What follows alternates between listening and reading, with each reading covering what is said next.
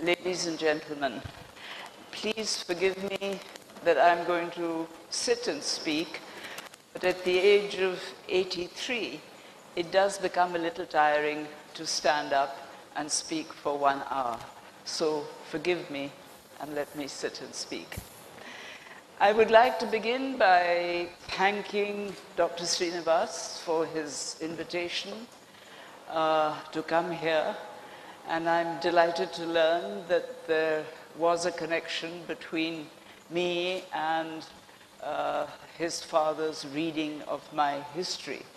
This is a source of great pleasure to me to hear that he had actually read my works and thought well of them. I'm also very grateful to Professor Surinder Rao for giving this superb thumbnail sketch of what I've been doing, what I've been writing, which I think will give you some idea of the background from which I shall be speaking today. I intend in this lecture to address the questions of what is meant by a secular society, as well as the process of secularizing Indian society. Can you hear me at the back? Is it clear? Okay. I intend to consider three aspects of the question. First of all, the historical background to the concept of secularism. Then the question of, is secularism alien to India? Is it a foreign ideology? And lastly, what do we do in order to try and secularize our society?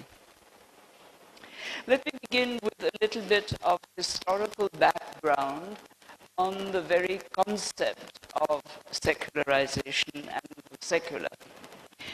It goes back to Europe in the 18th century, and it's linked to the emergence of industrialization with its counterpart in capitalism, and of course the other side of capitalism, which is colonialism.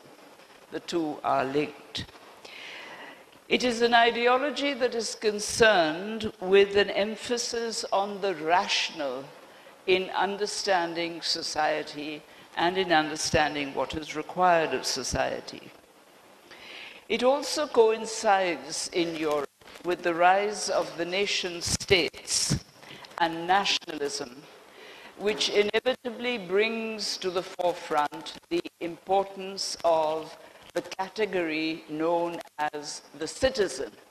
And I will be speaking a fair amount about the importance of the identity of the citizen, which characterizes a secular society. This kind of change requires new identities and new histories to be written, partly because it was to reflect the emergence of the new middle classes in Europe, which came out at this time. And together with this was, of course, the turn to a democratic society. So one of the things I want to emphasize and underline is that you cannot have a democratic society without secularism. The two go together, so that the more we talk about the need for democracy in India today, the more we should understand that there is a similar need for secularizing Indian society. Outside Europe in the 18th and 19th centuries, many parts of the world had become colonies. Colonial policy formulated new identities for colonies, and also for colonial governments to control their colonies. And in the colonies, the middle class had slowly emerged as well. And as we all know, that in the middle of the 19th century, there is a social change in India from the existing stratification to the emergence of people who were members of the middle class. And these were all people who were our great-great-grandfathers, and we know the change from that.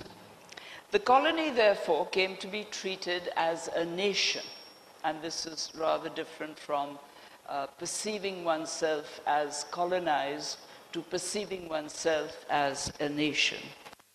And with the spread of nationalism in the colonies, these new identities were accepted. History was written to endorse these new identities. And in India, colonial policy and colonial historians provided an entity and an identity to Indians by talking about religious communities. We began to hear from the history of James Mill in 1918 onwards that Indian history consists of the Hindu period, the Muslim period, and the British period. And he argued that society was divided into the Hindu community and the Muslim community, and that they were always hostile to each other. Now, this is a colonial construct. This does not reflect the way in which society was organized prior to the coming of colonialism. So please keep this in mind as I speak, that references to the Muslim community and the Hindu community and the Christian community and various others, these are all colonial ways of looking at Indian social history. To this was added another construct of colonial times, which was the census. And it was through the census that you get the emergence of the idea of the majority community and the minority communities. They counted up the numbers, and the maximum numbers were the numbers of people who returned themselves as Hindus, so they became the majority community, and together with this, there were the minority communities. By the end of the 19th century, in the beginning of the 20th century, there had also developed a movement of nationalism, namely a movement that demanded representation in the government of India, the governing of India, irrespective of whether it was being governed only by the British or by the British together with others. Colonies changed then. Many colonies, in the Indian case, the change was from a number of kingships, the princely states, as they were sometimes called, and the remains of the Mughal Empire and other kingdoms, into systems that were demanding representation and democracy. This change meant that all existing hierarchies were questioned, whether they were religious, caste, or race, or anything else that people wanted to choose. Nationalism underlines the communities, but has to treat them equally. This didn't happen. Nationalism also underlined the communities, but treated them as separate communities in accordance with the picture which colonial policy had painted.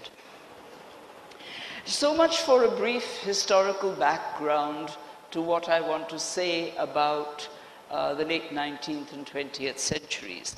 Let me turn to the other subject. What do we mean when we say that we should be secularizing our society? Let me start with a very definite definition, which is that secularism is not the opposite of religion, nor is it an ideology that demands the banishing of religion. Religion exists in secularized societies, but there is a difference. That is that identities are not based on religious identities. Social and political identities are based on what we call citizenship, and not on whether one is a Hindu or a Muslim or a Christian or a Sikh or whatever. Let's look at these two categories of religion and the secular. Religion is a belief in deity, one or many, and the deity is the prime cause of creation. Laws, social ethics, all come from a divine source. And priests claim to represent the divine and therefore acquire power.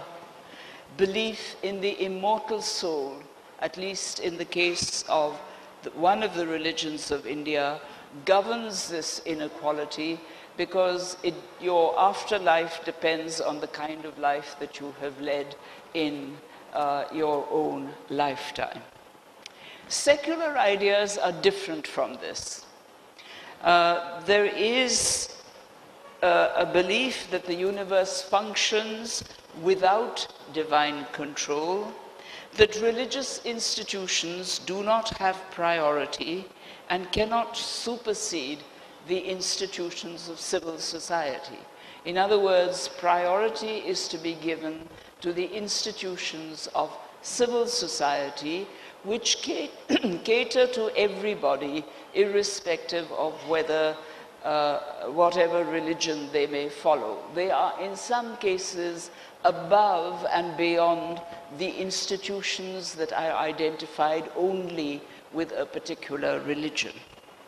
Laws and social ethics are made by men and women, and therefore the laws of caste, custom, and belief can change if such a change is required by men and women, and do not need divine sanction. These laws are in the hands of human beings. Citizenship, therefore, is the primary identity and is above all other identities of religion, caste, language, ethnicity, region, or whatever it may be. And this identity of citizenship is based on equal rights and duties and obligations. Social equality is absolutely essential. Now, social equality, it is often said, is also essential in all the religions. But the question is that in the application of religions, very often social equality does not exist. There are social inequalities. The need for secularism, then, is that it becomes an integrating factor. It brings together, it interweaves, it integrates various groups of people for the good of the whole of society in which they exist. Secular values, therefore, relate to the well-being of the entire society. Basically, they consist of values such as social welfare, which is a very major concern of a secular society, education, food and drinking water available to all, extremely important in our conditions today, where these basic necessities are not available to almost half the population. Sanitation and health, and above all, social justice for everybody. This is something on which one has to play a lot of emphasis if one is speaking about a secular society.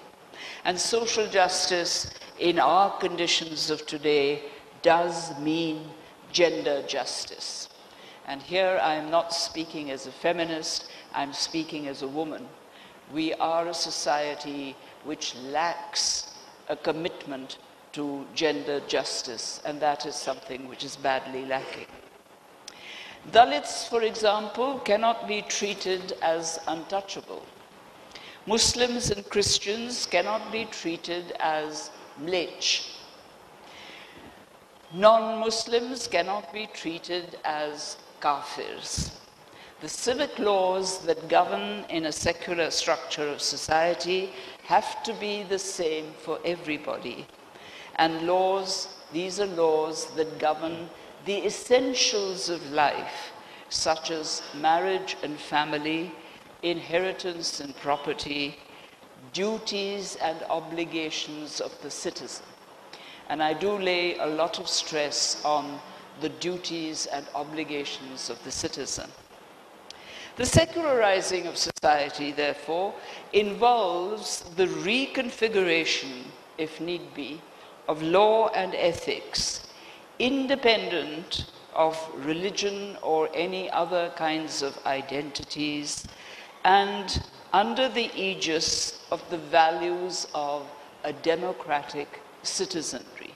Now, we are supposed to be a democracy, and our Constitution does speak of us as a secular democracy. The question is, are we? And this is part of what is in the background of what I am saying. Given these essentials of a secular society, it is clear that such a society does not as yet exist in India. We are moving towards it, hopefully, but at the moment we cannot call ourselves a truly secular society. There are trends that need to be strengthened, and there are changes that need to be made in our civil laws, particularly, where secular laws exist in our Constitution. Their application needs to be ensured. So, the judiciary, for example, plays a very important and significant role in a secular society. We are at the moment witnessing the tension, as it were, between judiciary and other arms of governance, and is a question of secular society. I would like to turn now to a couple of questions that are frequently asked in discussion of secularism. Among them are two that need attention. Are secular values alien, foreign to Indian civilization? Are we somehow westernizing ourselves unduly by saying that we want to be a secular society? And the second question is, what was the role of religion in pre-colonial India? Can we draw on earlier links of not secular, but somewhat given to secular thinking that might have existed in the past? I have tried to argue that secular values come with certain historical changes in most parts of the world. That is, this change to modernization, industrialization, capitalism, colonialism, and so on. And that they are essentially linked to modern times. So what do we look for in history to strengthen the idea of secularism? The attempt of the historian, I believe, is to try and see that the role of religion, what may have been the role of religion in the society in earlier times. It is popularly believed that religion in itself was the main identity of pre-modern Indians, and it is applied to all aspects of life. But this is something which I think is somewhat doubtful. For instance, religion was always closely tied into caste and influenced by caste as well. Castes had different belief systems, different rituals, each one, and often worshipped different deities. And every caste did not worship the same deity as its main deity, although it may have worshipped other deities as well as deity. Religious uniformity, even within religions, in all religions, uniformity. Let's look at it historically. When we turn to the ancient Sanskrit texts, there is a description of dharma, and it is generally assumed to refer to two kinds of religious teachings. Whether you look at the Ashokan inscription, whether you look at the grammar of Patanjali, Whether you look at the accounts of travelers like the Greek Megasthenes or the Chinese Yuanxiang or Al-Biruni, religion is always treated as being of these two streams, Brahmanism and what they call shamanism. Shamanism is from the word shraman, which literally means to labor, to make an effort, and it applies to Buddhist and Jain monks and monks of other orders who were laboring towards renunciation and freedom from rebirth. But these two dharmic trends were always Brahmanism and Shamanism. The Ashokan edicts constantly refer to Brahmanam Shamanam, which is the Prakrit form. Patanjali, for example, says there are the Brahmins and the Shramans, and interestingly he says the relationship of these two is like the relation of the mongoose and the snake. So there is an implicit hostility in this relationship. Al-Biruni also talks about Brahmanism and what he calls the Samaniyas, and he says they don't get on terribly well with each other because they have different attitudes to religion. Now, this is one way of looking at religion in pre-Islamic times.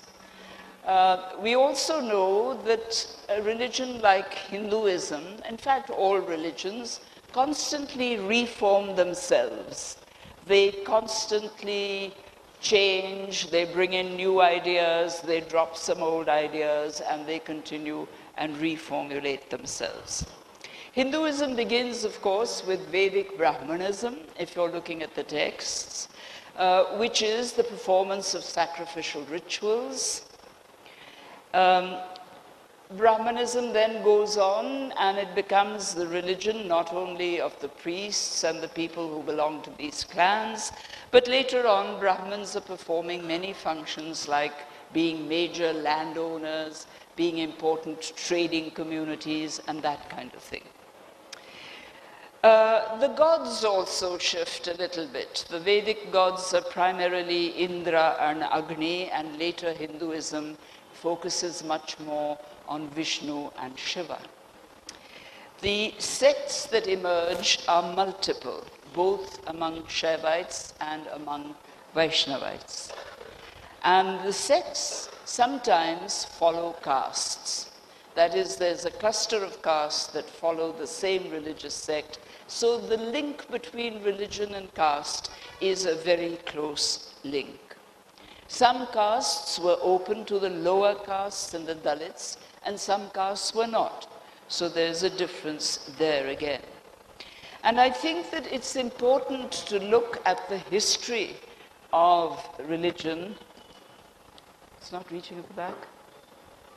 Oh. Shall I stand up then?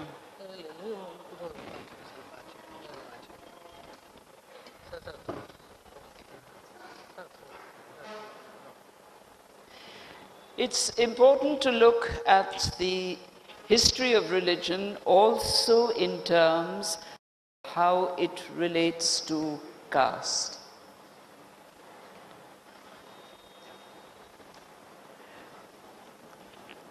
What always interests me very much is that when you have all the Purans being written, the Puranic texts from the 3rd century AD to the 15th, 16th centuries AD, you also have the various bhakti movements going on, starting with the Alvars and the Nayanars in the Tamil country, and then going on to other people in other parts of the subcontinent.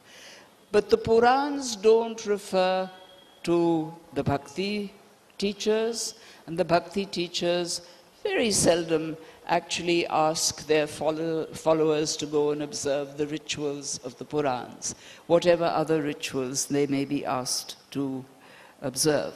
But the bhakti movement is an extremely important aspect of Hinduism because it is a movement that takes the religion to personal devotion. The grace of the god is what is asked for. The deity is of one's choice. One can worship whom one wishes to. One worships the deity in the local language, in the language that one speaks. And this is a different kind of religious expression from the earlier expression of holding sacrificial rituals. One of the bigger changes that take place at this time is the making of icons and placing them in temples. The temple emerges late in about the 4th, 5th centuries AD as the focus of worship, as the sacred place where the worship is carried out. Earlier, of course, the sacrificial rituals took place anywhere where one chose to have them, and there was no permanence of the sacrality of that place, whereas with the temple you have a permanent place. But please remember that the temple, like every religious institution, has a role in worship and religion, but it also has a role, a secular function. And what is the secular function of the temple? The large temples were temples that had a huge income. People made very lavish donations to the temple. The temple, therefore, becomes also an institution that carries out trade, and it owns land. Most large temples have landed estates. Most large temples have big incomes, which they sometimes invest and they sometimes use in trade. And when a royal person, a king, decides to build a royal temple, then that temple becomes a symbol of power. Now, I'm saying all this because, not because it's obvious to you. Obviously, you can see that. To this day, we know which are the really wealthy temples, and we know which are the small temples to which we go and make small donations. There's a difference. But I would like you to keep this in mind, that when people talk about temples being the target of attack, it is a religious attack, but it is also tied in to all these other roles that temples and other religious institutions are also playing in society. Finally, also, Hinduism particularly is not a monolithic religion. There is no single sacred book. The gods are not historical figures per se, although attempts are now being made to convert them into historical figures. There is no church, there is no ecclesiastical authority. Therefore, secularism, which is often seen as a clash between church and state, as it was in Europe, would not mean a clash between church and state in India, since the church is not an overriding institution in Indian religions. And of course, there was no conversion. The idea of conversion is completely new to Hinduism. It comes into existence only in the 19th century and is now being much discussed, as we know. An attempt, therefore, is now being made to change the structure of Hinduism and convert it into something called Hindutva. Hindutva, too, is something of the 20th century. It was invented in the 20th century. There are no references to Hindutva in the early Sanskrit texts. The first reference is in the Ananda Math of Bankim Chandra Chatterjee, which was written in the 19th century. The attempt is to make a new religion which is centralized, which can be controlled, where the recruits to this new religion are clearly identified. And therefore, it is a religion which is very useful to those that have a political program as well. because you can use the ideology in many ways as a religion and as politics. Now, this plural character of India that I have been emphasizing, particularly in the way in which Hinduism developed, existed from earliest times. And so the religions that came in were added on to the plurality. We had certainly by the 4th, 5th centuries AD, the arrival of Syrian Christianity, which was in existence in different parts of southern India. The Protestant and Catholic Christianity, of course, came with colonialism much later, in later centuries. The history of the coming of Islam is very, very interesting from a historical perspective. We are used these days to talking about, and then the Muslims came, and we put them into one block, and we say they all came as invaders with their armies, they marched through the northwest, they conquered the country, they established Islam. This is not the case historically. And I think it's about time that we took the history of the arrival of Islam more seriously and investigated it in a proper fashion. When does it first come?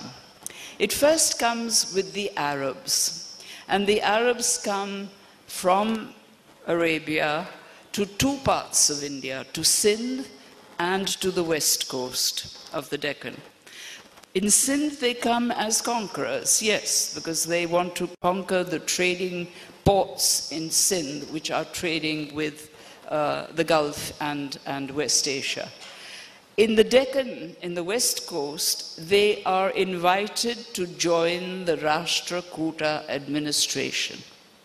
We have inscriptions of the Rashtrakuta kings who ask Arabs to come in and take up administrative posts. These posts are largely, of course, along the coast where the trade is taking place. Nevertheless, they do become administrators within the Rashtrakuta kingdom, and there are a couple of very interesting inscriptions in which the Arab Muslim officer is giving a grant of land to a Brahmin to set up a small agrahara and a temple. This is a very interesting relationship which we very seldom refer to. The Arab and Persian traders come and settle on the coasts of Gujarat and the west coast, and they settle there and settle amongst the communities, and a new kind of religious society community develops. You have the Bohras in Gujarat, the Khojas, various other communities down the west coast, right down to the Mappilas in Kerala. These are all Islamic communities, but of a mixed religion with a mixture of Islam and the local religion, whether Hinduism or Jainism or whatever it was. Today, they may be wanting to be purely Islamic, but historically, they are from this very interesting cultural mixture. The Turks and the Afghans from Central Asia do come as invaders, and they first come to loot the very rich temples of the northwest. And here I would like you to keep two things in mind. They do destroy temples. And let me say this because people have said that I have denied that the Muslim invaders destroyed temples. No, they did destroy temples. But they chose the temples to destroy, and they chose the richest temples because they were after the loot, as well as claiming that they were destroying the Hindu icons. But the loot was very important.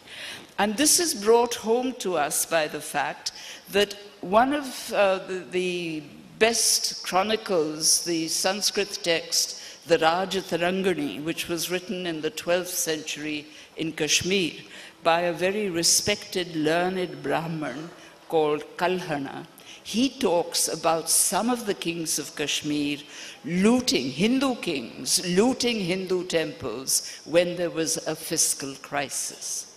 And one of them, Harshadev, in the 11th century, actually appointed a body of officers whom he called the Deva Utpatana Nayaka, the officers in charge of the uprooting of the gods. And their business was to go and loot the temples and bring back the wealth to the treasury. So please remember that there is a double side to this action. There is the religious side, but there is also the side that says, I am going to get wealth by doing this. And there are many people who are doing this in order to get wealth. And then a lot of the Persians come as migrants. The Persian Sufis who come right across overland, settled in different parts of India, set up Sufi centers. They make their own little hospices where they are. And they have a lot to do with the Bhakti teachers. In North India, for example, the Bhakti and the Sufi is very closely interwoven. Now, as I said before, all religions change. And this is true of Indian religions as much as it is true of any others. The key factor in the social institution of the religion, now I'm making a difference between religion as worship and religion as a social institution. The key factor is the factor of patronage.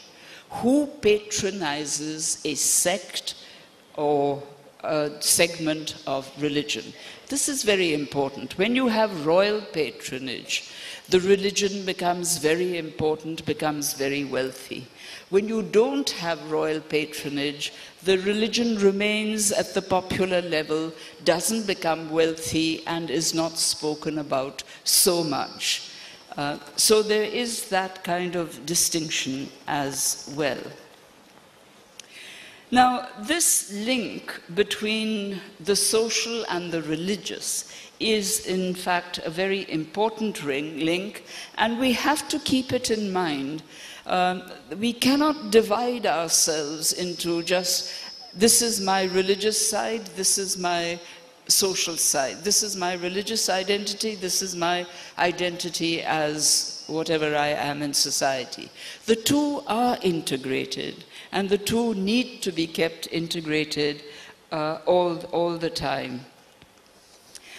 And even though, in fact, all these religions came in, all these religions evolved in India, one interesting feature still remains, which is that in every religion in this country, there is a distinction made between the members of the caste and the members that are outside the caste.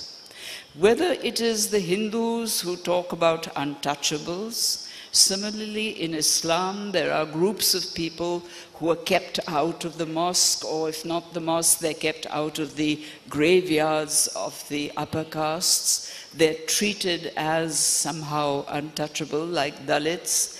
And as you know, there is a movement today of Muslim Dalits also wanting reservation like the other Dalits. And similarly with the Christians, there is a great consciousness of what was my caste before my family converted to Christianity. And in North India, for example, the untouchable Christian continues to be treated as a Dalit. He is not brought into caste society. Now, this, I think, is a very telling feature of how closely bound religion and society is in India, and also the fact one sees this immediately, for example, not in normal discourse perhaps, but when it comes to arranging a marriage. The moment you talk about arranging a marriage, doesn't matter which religion you belong to, there's a tendency to say, you know, what caste are they, what social stratification are they, do they belong, and can we make marriages within this particular group? So this does raise the very important question of, was religion more important in the past, or was society more important? Were social concerns more important, or was religion more important? And I would like to leave you with this question, because I think it is something we have to think about. We all too easily say, well, of course, in India, religion was dominant in the past. We were all given to religious identities. This is not so. History tells us that there were other identities, and we have to investigate what these other identities were. Let me now, since time is running out, let me turn to the last part of my talk, which is to speak about how we can encourage the secularizing of Indian society. Given these immense complications, given the fact that religion is very deeply entwined with social stratification, given the fact that social stratification has been so important in our lives, caste has been so dominant in our lives, and sorry to say, it's becoming so important even in democracy today, with all this talk about caste vote banks and so on.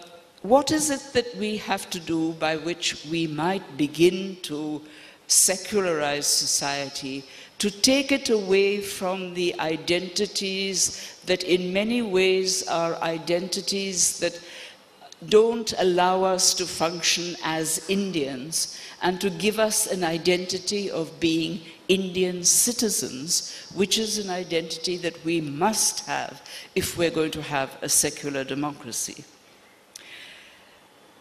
We are witnessing, we have been witnessing, and we are now continuing to witness the experience of excesses of religious extremism. Not of religion per se, but of extremism, of the extremism that is encouraged by some religious groups in this country. Whether Hindu or Muslim or Sikh, we've been through this in the past 50 years, and it's becoming increasingly difficult to advocate a secular society given the looming presence of this extremism. But do keep in mind that there's no getting away from a secular society. If we are to be a democracy, if we are committed to being a democracy, we have ipso facto got to be a secular society.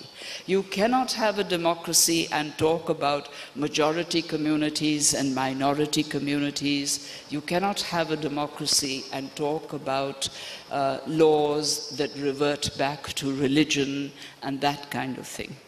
So keeping this in mind, and I would argue that sooner or later we will have to become a secular democracy. Keeping this in mind, let's see what we can perhaps do to encourage this change and make it a smoother change, make it a more easily accessible change, which is of course what one wishes for. The secular cannot be dismissed, first of all, as a form of westernization. Because do remember that we are westernizing ourselves in a much bigger way by adopting the kind of economy that we have adopted. We have adopted to be the economy of neoliberalism.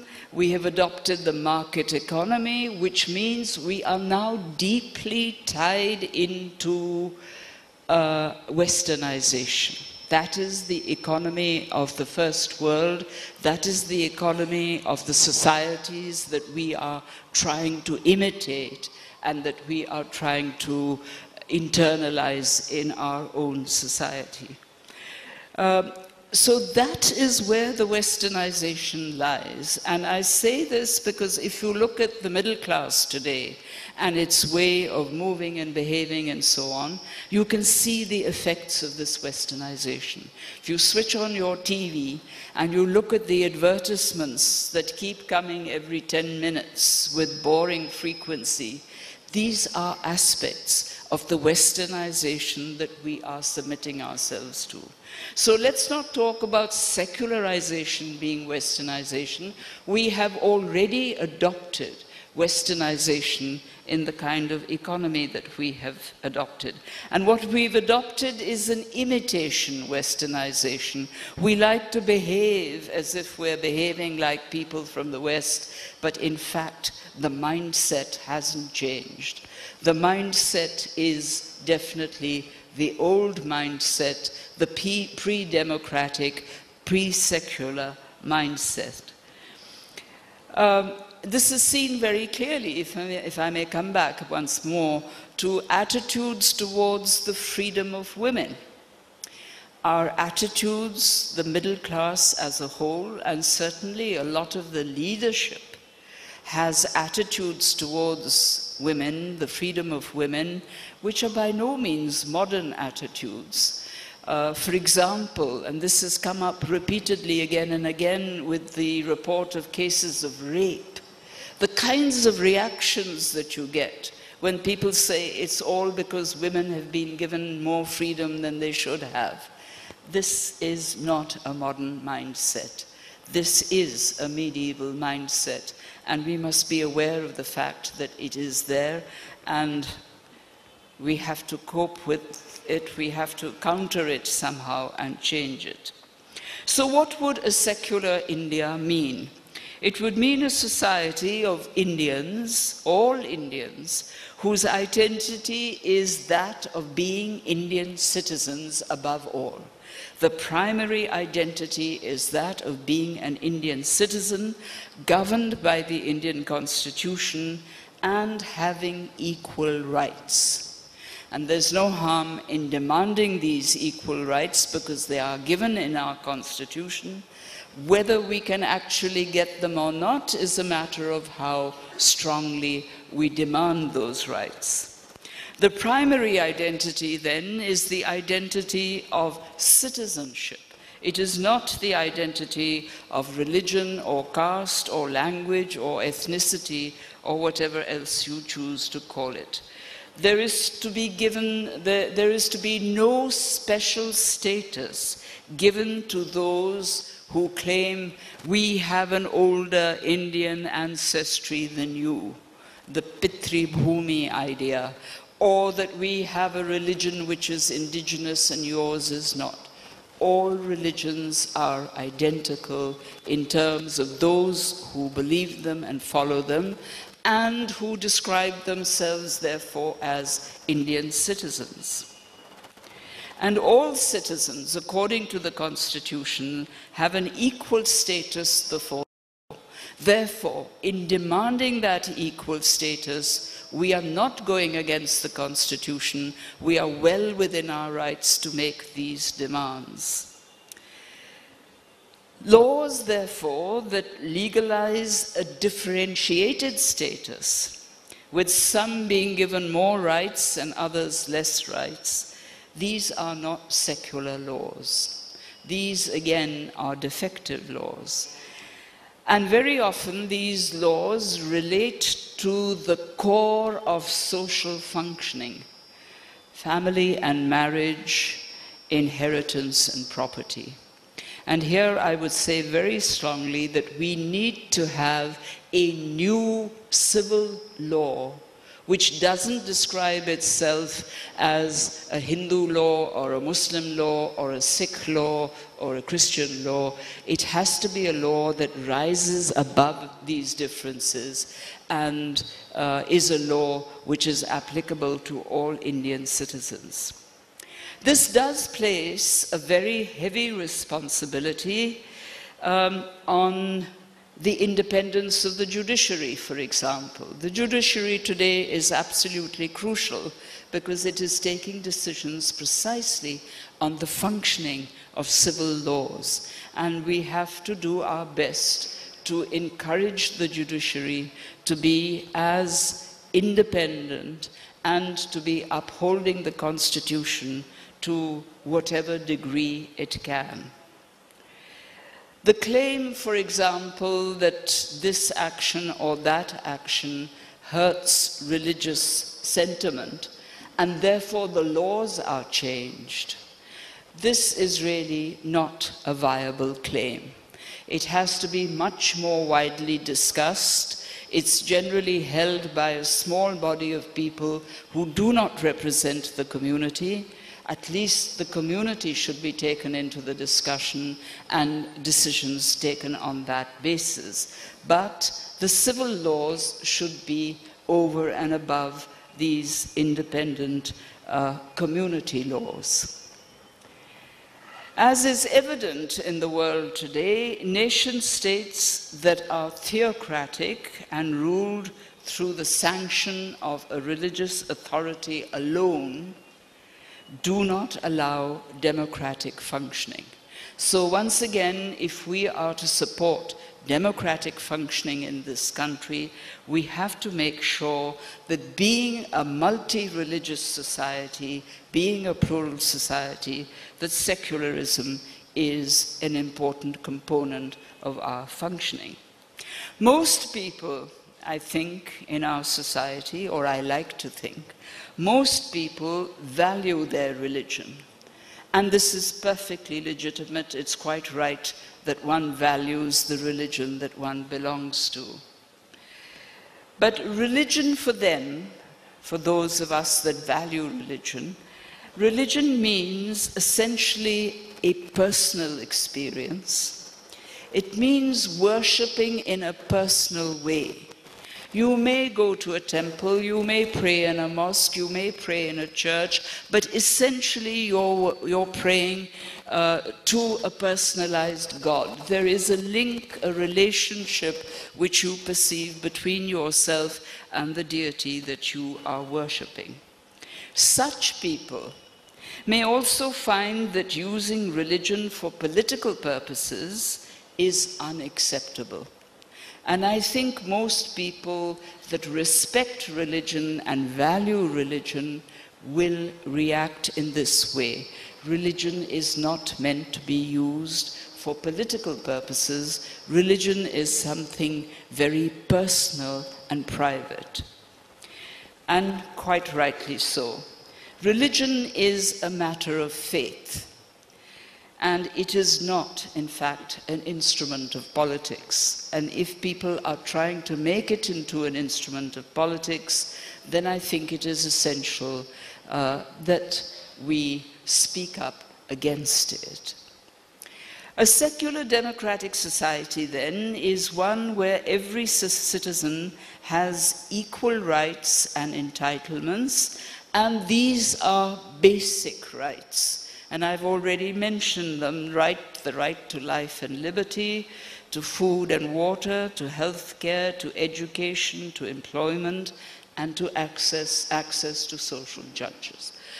Education is very important because much of changing a mindset is dependent partly on the family one grows up in, the society one mixes with, but also with what one is taught in school, college, and university, and beyond that, what one experiences in school and college and university and later on in the workplace. It's not merely teaching, it's also experiencing a way of life which justifies the demand for basic human rights and for social justice.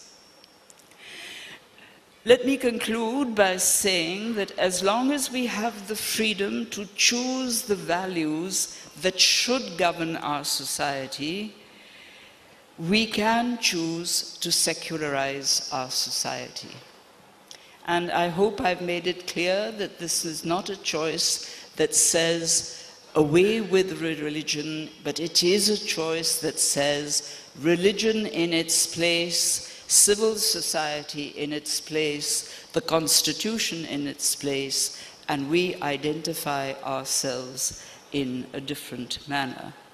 We need to redefine the secular mode for India to shift the focus from merely saying that it means the coexistence of religions. The coexistence of religions is a good thing, but it is not enough. It is inadequate. We have to shift the focus to saying that it is, in fact, the equality of everybody that belongs to different religions. And the stress on social justice and equality, equality through social justice, is a very important component of a secularized society. It becomes necessary, therefore, that the more dynamic coexistence of citizens with access to equal rights and entitlements is there with a willingness to honor obligations, with a willingness to honor the obligations that every citizen has to his or her society and nation. This particular change, this shift that we desperately require now to bring in, to introduce, to stand by, to respect, to believe in, this is as much the responsibility of those who govern us as it is of those of us who are being governed. And in fact, we are all being governed. And only when this responsibility shifts and we have a properly secular society, that we will then be able to hold up our heads and say that we are proud to be Indian. Thank you.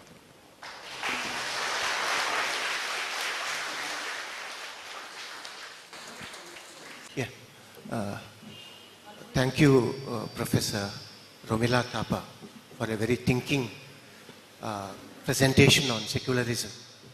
But I have two small, questions, not really questions, but observations, which I want you to, respond. I want to get back to the question of the criticism that secularism is alien. Particularly, Ashish Nandy begins to talk about it. For the reason that, secularism is closely associated with modernity and nationalism. Both of them, according to Nandy, is very repressive phenomena. So it is in that context, the kind of critique of secularism becomes important. Because, I want to actually look at secularism, critique of secularism, not so much from the point of view of Hindutva, but from the point of view of, a non, communal kind of a perspective, which Ashish Nandy begins to propose. Not that I endorse Ashish Nandy, but I think, in terms of, perceiving secularism in a much more democratic perspective, maybe Ashish Nandy becomes important. That's one thing which I want you to comment. The other one is, Rajiv Bhargava begins to say that, we need to actually move from the church-state model of secularism to a religious strife model of secularism. In terms of, a paradigm shift from church-state model of secularism. And more importantly, I want your comment on this, the kind of suggestion that Akhil Bilgrami offers, that, we have had Archimedean, state secularism represented by Nehru. And that the necessity to actually, rework what he calls as the emergent civil society model of secularism. I want your comments on this. Well, the easiest person to comment on is Akhil Bilgrami, because I think he has a point. And in a sense, I was also trying to emphasize that it is important that secularism start at the grassroots with demands for particular kinds of laws. I may have given you the impression by speaking about the need to change laws that they all come from the government. But in fact, as we all know, governments never change laws unless you push them to it. And therefore, there has to be a strong civil society movement demanding the secularization of the laws, which is why one is a little anxious that there isn't more discussion, as there should be, of things like the Hindu Code Bill and the Muslim Personal Law, because both of these are tied to community rights and community behavior. What one would like to see is a scrapping altogether of all these community laws and a fresh working out of a civil code which doesn't take into consideration the demands of the religious communities, but behaves like a civil code should, which is above all these differences.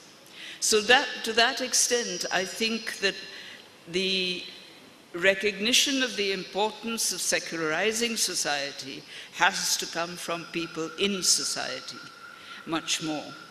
I think that Akhil's dismissal of Nehru is partly because, in a sense, yes, Nehru was seeing it as state patronage.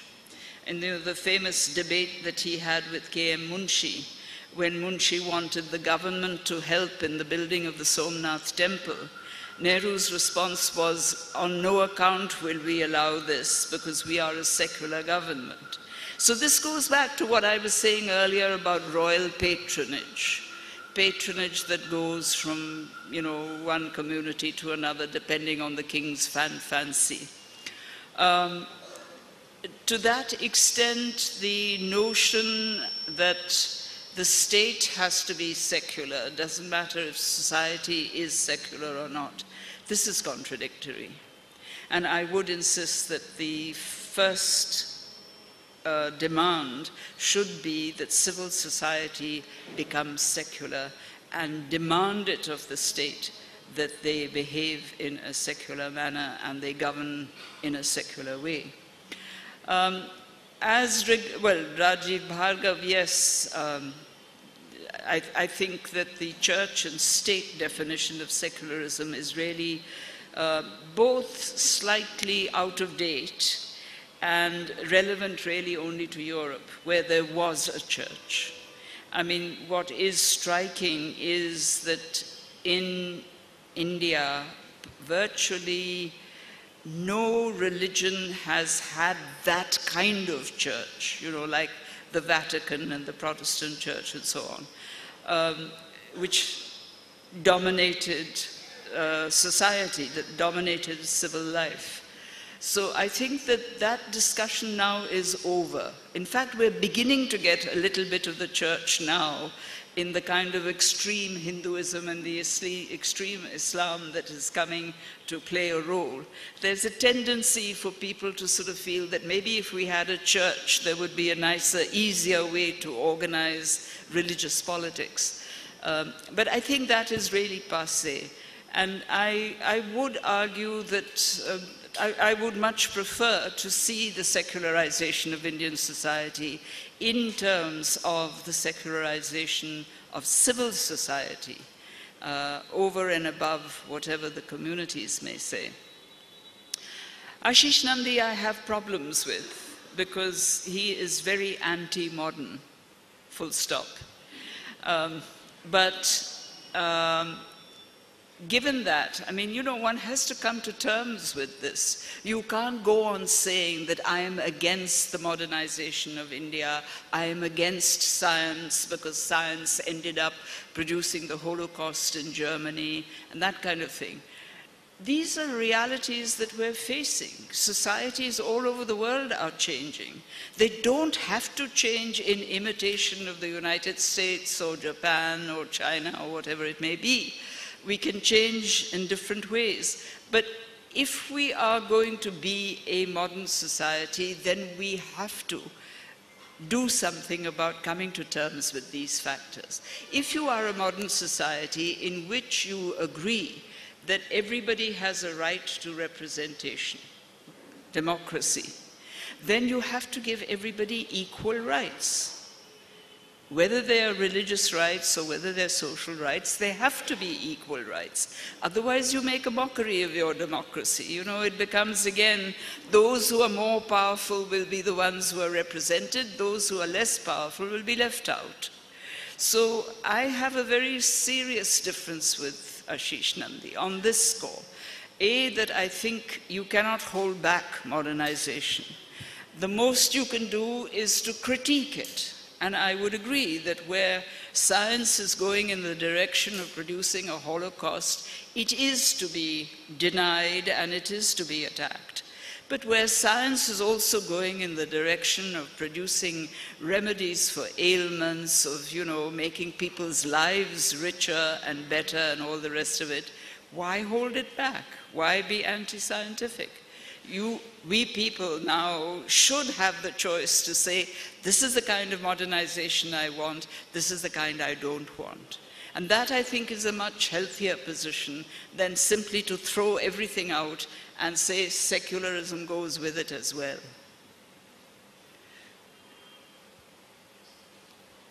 Thank you, Professor Romila Thapar, for your enlightening us about secularism.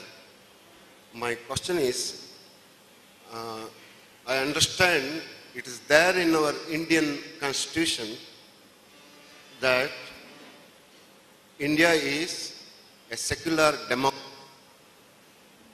But I also understand that the definition or the meaning of secularism is not given in Indian constitution. So because of that, instead of understanding secularism as separation of religion from governance, we understand in India, even the courts in their judgment, they interpret as if secularism is giving equal respect to all religions, which I don't agree. According to me, it should be separation of religions from governance. What is your idea, madam? Yes, well, I was suggesting that, you know, if you bring in the civil laws that I was speaking about, there would be automatically a distancing of religious institutions from the state. The state is not concerned with religious institutions. Religious institutions belong to those that follow that religion, and that's where it should be. So, yes, there is a separation. As I said earlier, it's a case not of being anti-religious, but saying religion has its place and governance has its place. Religion should not interfere in governance, and governance should carry out its institutions and its laws and so on based on a secular society. Hello. Madam, may I speak? Yes, sir, may I speak? I am Mr. B.A. Muhammad Hani. One question I would ask. Now, Indian Constitution, the basic structure of the Indian Constitution is socialism and secularism. Now, already with regard to socialism, poor are becoming too much poor and rich are becoming too much rich. As regards secularism, our society is being communalized. But Supreme Court said, already declared, basic structure of the Constitution cannot be amended. Now, new government in the center, once they get majority in the Rajya Sabha, they are moving to delete the word secularism, thereby to declare the Indian state as Hindu state. How we can overcome this situation? Well, first of all, let that happen. We'll see when it happens. But what I'm suggesting is that if you feel strongly enough about what decisions are being taken, then it's necessary for members of society, civil society, to reflect their opposition to these decisions. You know, I think one of the problems that we face today, and I've said this earlier, is that there aren't enough people expressing their opinion about laws, governance, and so on. When you think of it, we are today governed to a very large extent by laws that were created in the colonial times. They carry on. And in some cases, these laws desperately need to be changed. So that is one thing that I think is a requirement. But beyond that, the immediate politics of it is one in which one hopes that people that have a difference of opinion with the way in which governance has been going will express it. And then we will see what comes of it. I mean, I'm not the kind of person who works out a pessimistic scenario and then just gives up and says there's nothing we can do about it. Maybe finally there will be nothing we can do about it, but at some point there will be something that we can do about it. And at least as governance goes on, from the time when we were independent to now, one has appreciated the occasions when people have come together and said, this is something that we do not like, or have created a debate on a particular action that has taken place. That debate is very essential.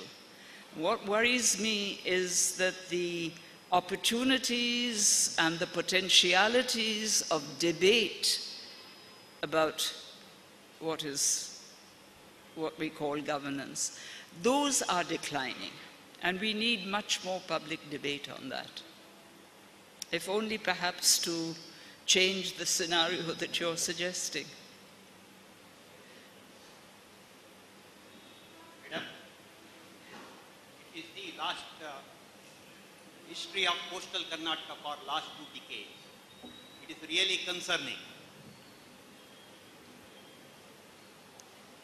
It is really concerning. We never expected that. This is the place where the land reform is fairly successful. People were living with the communal harmony, known for the communal harmony. People are highly educated.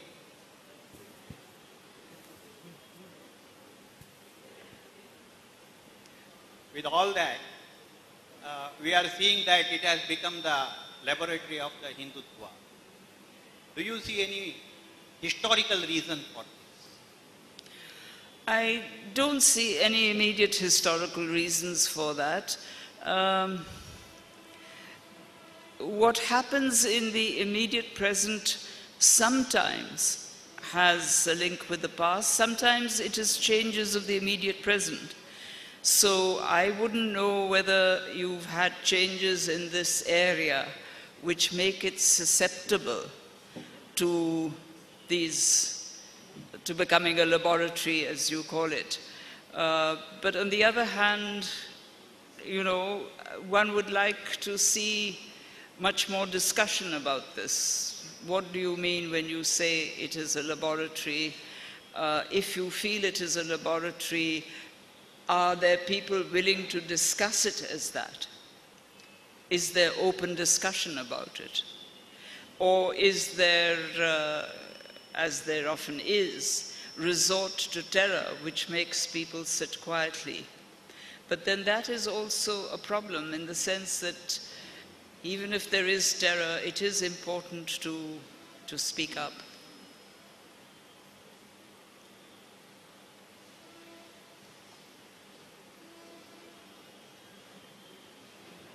Good evening.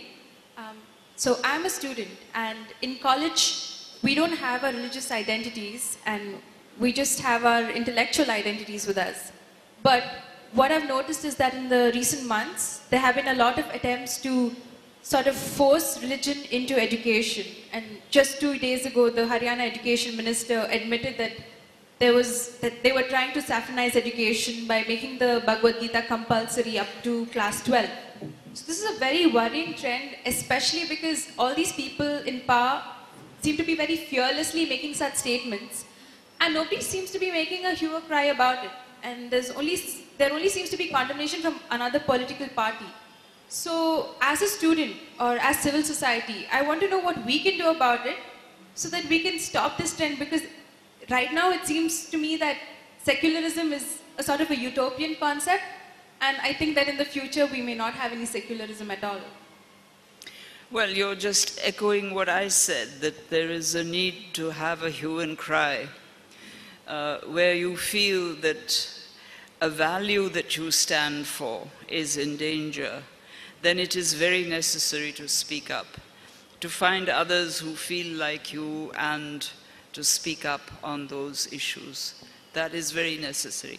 I agree with you that I think there is a decline in public protests about certain things that are going on. I don't know what the decline is due to. I'm sometimes told that because at my age I have no contact with young people, that young people today are not concerned. I don't believe that, because, you know, when one's young, one is concerned, absolutely, much more so than at my age. But I think it is important that the young particularly get together and explain why some things are unacceptable to them. I think that is absolutely necessary. Otherwise, you know, unless civil society takes a position, unless we all get together and, you know, talk about these things, we may end up with a society that none of us want but can't do anything about, which would be a very sad situation. So do get up and shout.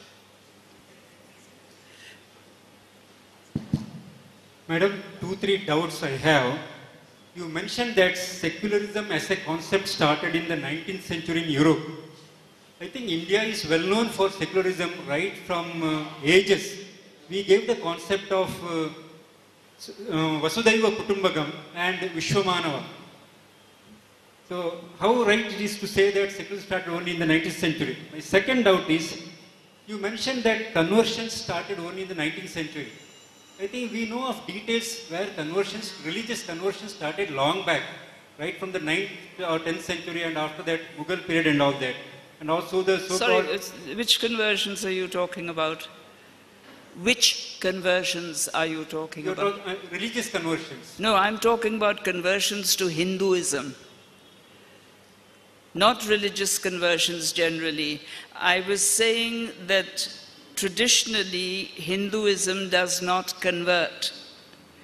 You know, you don't go out and convert people because, as Dayanand Saraswati quite rightly realized, what caste do you put them into?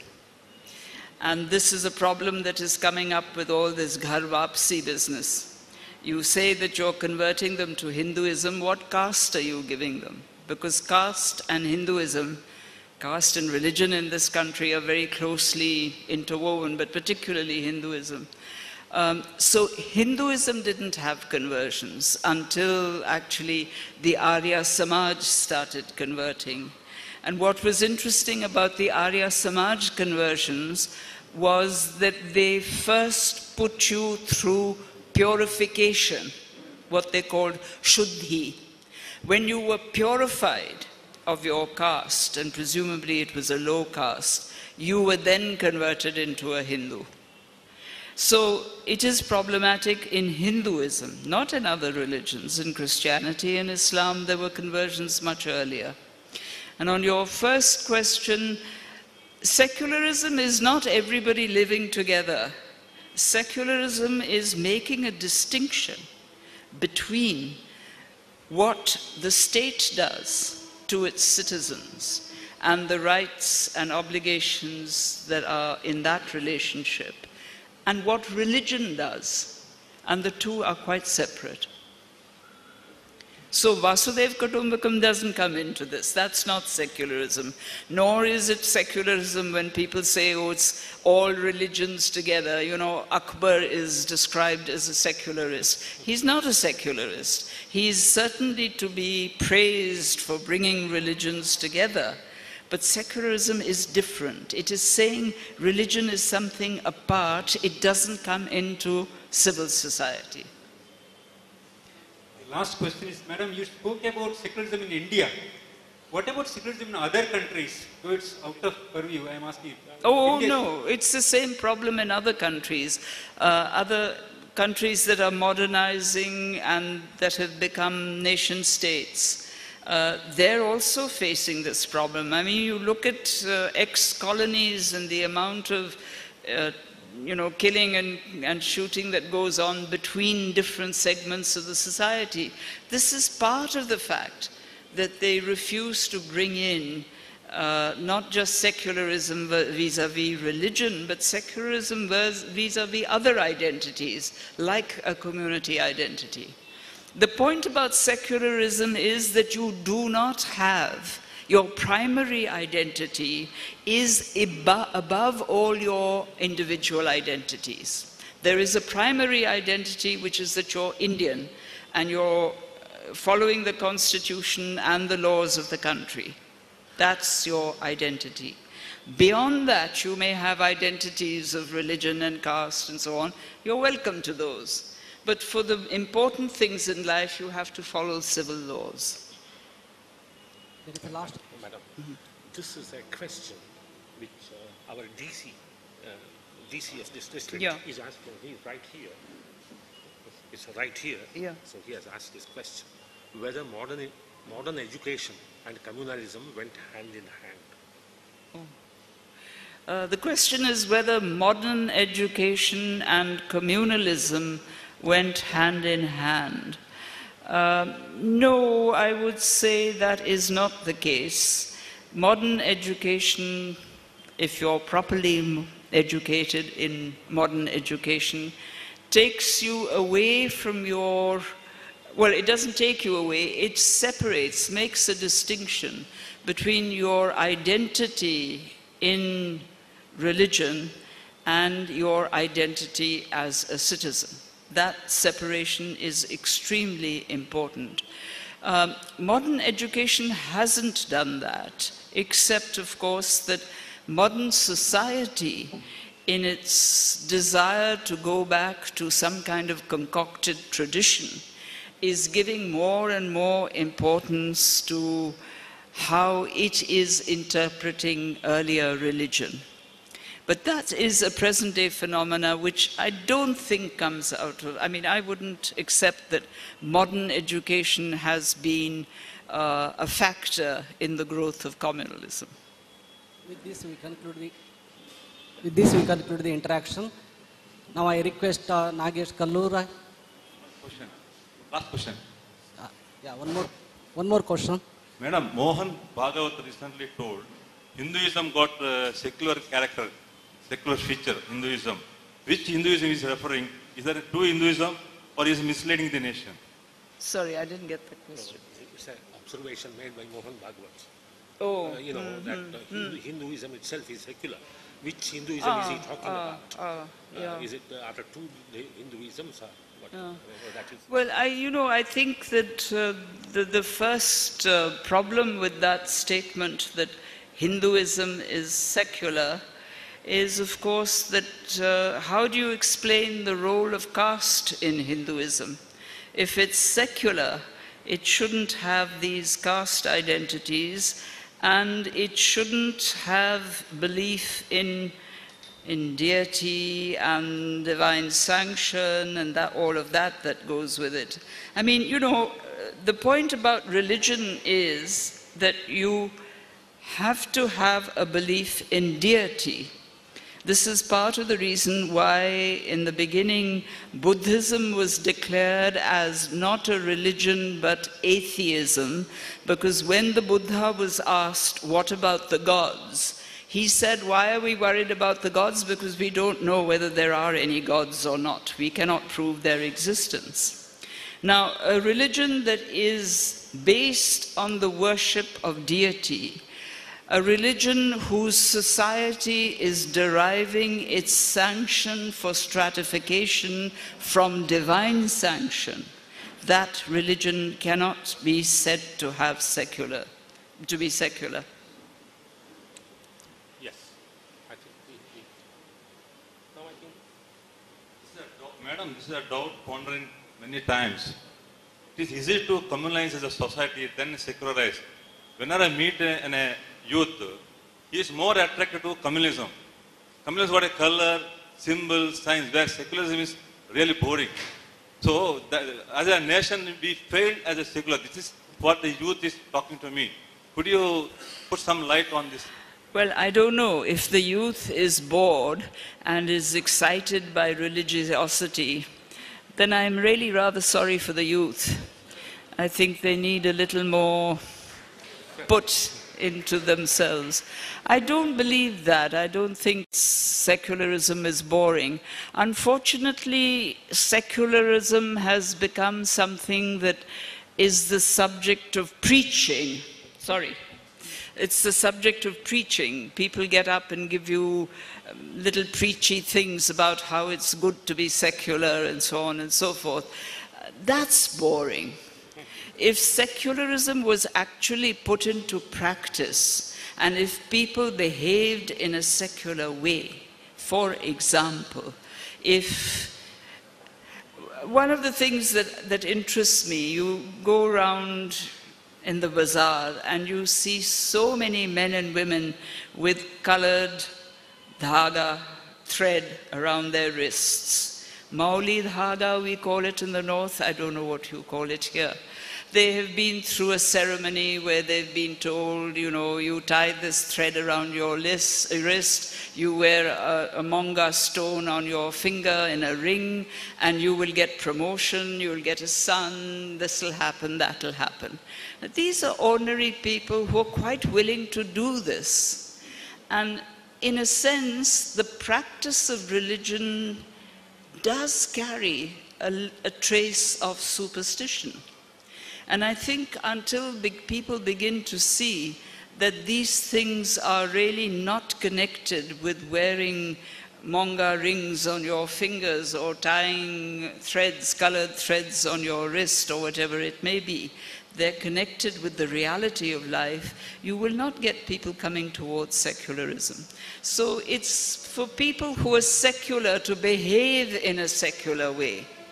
And that behavior has much more impact than merely saying that the young get bored easily.